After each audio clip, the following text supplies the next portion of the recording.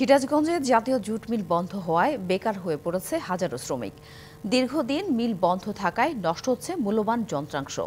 রাষ্ট্রীয় সম্পদ বাঁচাতে ও মিলটি চালুর দাবিতে মানববন্ধন সহ বিভিন্ন কর্মসূচি করেছে শ্রমিকরা। সিরাজগঞ্জ পৌরসভার রায়পুরে নর্দার্ন পিপলস জুট মিল প্রতিষ্ঠা করা হয় ১৯৬০ সালে। ২ দফা পরিবর্তনের পর রাষ্ট্রীয় প্রতিষ্ঠানটির নামকরণ করা হয় জাতীয় জুট মিল। দীর্ঘদিন লাভজনক থাকলেও দুর্নীতি, আমলাতান্ত্রিক জটিলতা সহ নানা কারণে লোকসানের মুখে ৩ দফায় উৎপাদন বন্ধ হয় কারখানাটির। ঋণে জর্জরিত মিলটি ২০১৯ সালে ২০ বছরের জন্য ভাড়া নেয় Kushtia Rashid group of industries.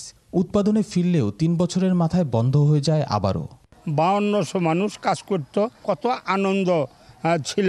সেই আনন্দ থেকে এখন এই আশেপাশের ৫-৬টা গ্রামের মানুষ একদম বঞ্চিত।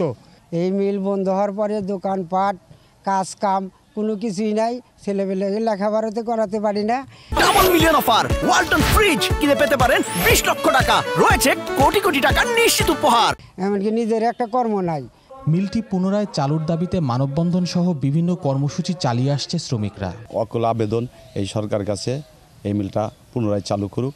আমরা আগের মতো আবার সন্তান বা ছেলে পেলে তারা লেখাপড়া করুক, ভালোভাবে চলুক, আমরা ভালোভাবে চলতে চাই। সরকারের কাছে আবেদন আমার মিলটা যাতে চালু হয় এবং সিরাজগঞ্জবাসী যাতে বাঁচে।